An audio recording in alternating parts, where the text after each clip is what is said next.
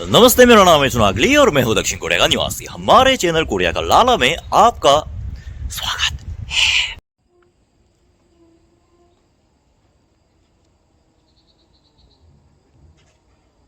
तो मुझे बताया आप सब लोग अच्छे होंगे, बढ़िया होंगे, उम्मीद के किरण में होंगे और अच्छे दिन के इंतज़ार में होंगे। आज के वीडियो का टाइटल सही पड़ा, डोंट अंडरमेस्ट इंडिया। इंडिया को कभी अंडरमेस्ट मत करो, खास करके इंडिया की इस चीज़ को। जिसने भी इंडिया की इस चीज़ को अंडरमेस्ट किया वो या तो गया या फिर हार गया। तो आज का ये वीडियो मेरे कुछ ऐसे व्यक्तिगत अनुभव के आधार पर है, तो कृपया इस वीडियो को ज़्यादा गंभीरता से ना लें। तो आओ यार शुरू करते हैं बिना किसी हिरण के।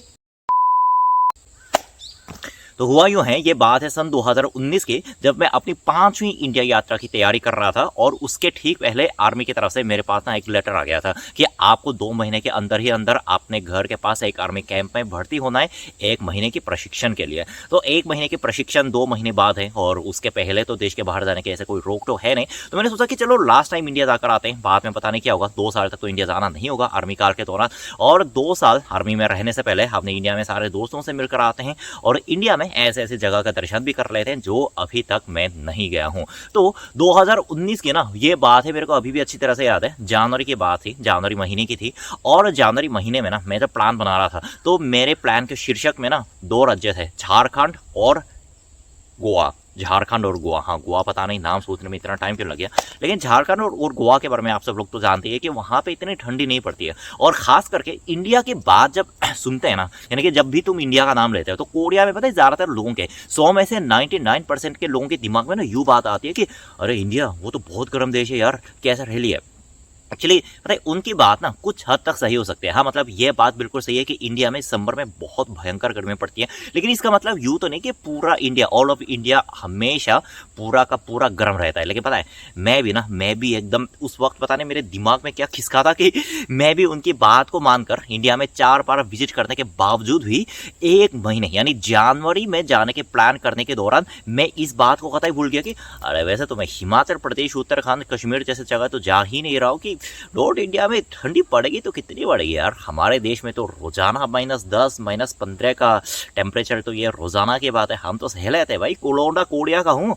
तो पता है उसको ना मतलब ये बात को मद्देनजर रखते हुए मैंने अपनी जिंदगी में सबसे बड़ी गलती ये कर डाली कि ये जो शॉर्ट कपड़े जो होते हैं ना, जो लोग समर में पहनते हैं, हाँ समर में पहनने वाले कपड़ों को मैं अपने बैग में भर दिया गोवा झारखंड के लिए और सीधे निकल पड़ा दिल्ली के लिए। वैसे दिल्ली में तो इतनी कभी ज़्यादा दिक्कत नहीं हुई, मतलब दिल्ली की ऑफ कोर्स वो सुबह शाम ज़्यादा ठंडी पड़ती है, लेकिन अगर आप सुबह शाम के टाइम को थोड़ा अवॉइड करके चलते हो, यानी कि सुबह आप 10 बजे के बाद उठो और फिर अपने दोस्तों के साथ मिलने जाओ, तब तो ऐसे कोई दिक्कत नहीं है। लेकिन पता है दिक्कत मेरे पास शुरू हुई जब मैं दिल्ली छोड़कर यूपी कानपुर पहुंच गया।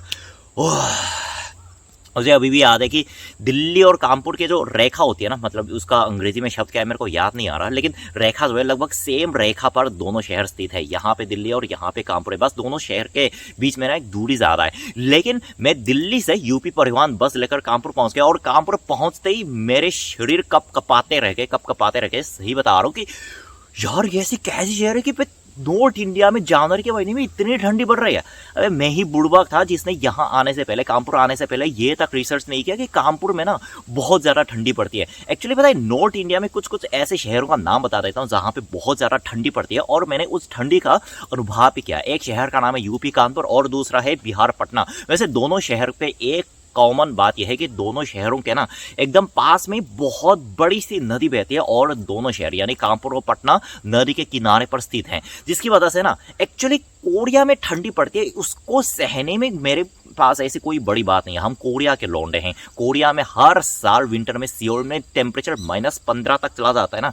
इसे टेम्परेचर की बात करें तो हमें उतनी कोई दिक्कत नहीं है, लेकिन बात आती है सर्दी के किस्म की। जैसे इंडिया में गर्मी और कोरिया में पड़ने वाली गर्मी दोनों में जमीन आसमान का अंतर होता है ना, ठीक वैसे ही इंडिया में पड़ने वाली सर्दी और कोरिया में पड़ने वाली सर्दी का जमीन आसमान का अंतर होता है। वैसे आपको ना एक शब्द में समझा देता हूं कि कोरिया में टेम्परेचर माइनस से भी ऊपर जाता है, यानी माइनस से भी ऊपर जाता है और बर्फ भी गिरती है, जिसको हम हिंदी में कहते हैं थोड़ी नमी ठंडी, ये नमी ठंडी नाम मैंने ही दिया है, लेकिन कुछ कुछ इंडियंस को मैंने ये शब्द प्रयोग करते हुए देखा है।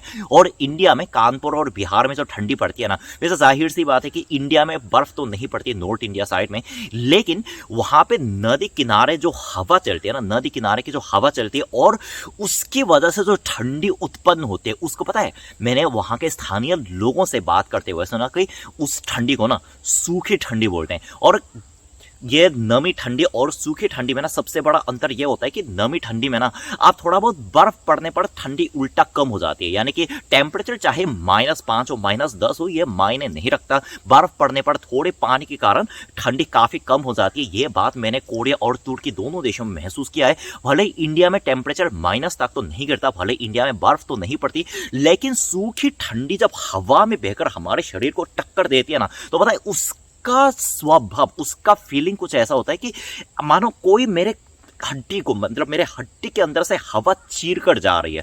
कोरिया में रहते, मतलब कोरिया में 20 साल तक रहते रहते मैंने कभी इतने ठंडी का सामना नहीं किया जो कि मैंने कानपुर में जिस ठंडी का सामना किया है। और पता है कानपुर में वैसे तो मेरे दोस्त ने मेरे को कानपुर घुमाया, और वहाँ के लोगों का ना पता है ठंडी को भगाने का तरीका क्या होता है। कानपुर वाले लोगों का ठंडी को भगाने का तरीका बहुत बड़ा सिंपल है। दोपहर को चाय पियो और शाम को शहर के किनारे स्थित एक ठेके पर जाओ और 3 बोतल दारू पैक मार लो। हाँ, 3 बोतल रोजाना, 3 बोतल दारू पैक मारने के बाद मेरे शरीर में ऐसा होता था कि मानो मेरे शरीर में आग ही पैदा हो गए। और दूसरे राउंड के लिए हम पता है कहाँ जाते हैं, कानपुर देहात के बीचों बीच जो खेत स्थित होता है ना, जहाँ के पूरे आसपास में लोगों का कोई नामो निशानी नहीं है, तो हम पता है खेत में क्या करते हैं, खेत में ऐसे बीच में जो पेड़ लगाते और फिर उसमें आग लगाते और फिर चौथा अपना बोतल निकाल के फिर पी जाते। हाँ, यही जुगाड़ निकालना है कानपुर में ठंडी का सामना करने के लिए। बस मैं कहने की ये कोशिश कर रहा हूँ कि बहुत सारे लोग ना, काफ़ी कोरियंस लोग ये गलती कर बैठते हैं कि जब वो इंडिया का नाम सुनते हैं, इंडिया जाने की प्लान करते हैं, तो अपने दिमाग में ना सिर्फ यही बातें बिठा लेते हैं कि India is the hottest country in the world. मतलब ठीक है, इंडिया काफ़ी समर में गर्म रहता है,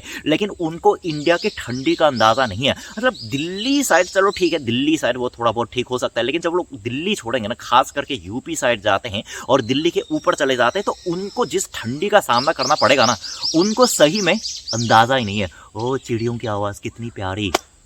हाँ, मैंने भी मतलब इंडिया 4 बार विजिट करने के बाद भी, मैं वैसे ज़्यादातर मुंबई पुणे साइड में रहा हूँ, तो मुंबई में कभी इतनी ठंडी पड़ती नहीं है, इसलिए मैंने यूपी के ठंडी को मैंने अंडरमेस्ट किया, जो कि मुझे करना नहीं चाहिए था। और यूपी के ठंडी को अंडरमेस्ट करने का नतीजा मेरे पे बहुत ज़्यादा भारी पड़ गया, और जिसकी वजह से वहाँ पे थोड़ा मेरे दोस्तों ने मेरी मदद की, और वहाँ पे नेहरू जैकेट लेने में भी उन्होंने मेरी काफ़ी मदद की। तो बस यार, आज के वीडियो में इतना ही। मैं उम्मीद करता हूँ आप लोगों को मेरे इस वीडियो के माध्यम से जानकारी तो नहीं मिली होगी, क्योंकि भारत के नागरिकों को ये बात पहले से पता होगी, लेकिन मेरी एक व्यक्तिगत कहानी सुनकर आप लोगों को मज़ा आया होगा, मैं ये उम्मीद करता हूँ। मैं वापस आऊँगा और मज़ेदार वीडियो के साथ। तब तक क्या करना है, सावधान रहना है, सुरक्षित रहना है, सीख एक को सबक सबको। जय साउथ कोरिया, जय हिंद एंड जय शहीद भगत सिंह। आजकल मौसम तो कोरिया में भी काफ़ी ठंडा हो रखा है।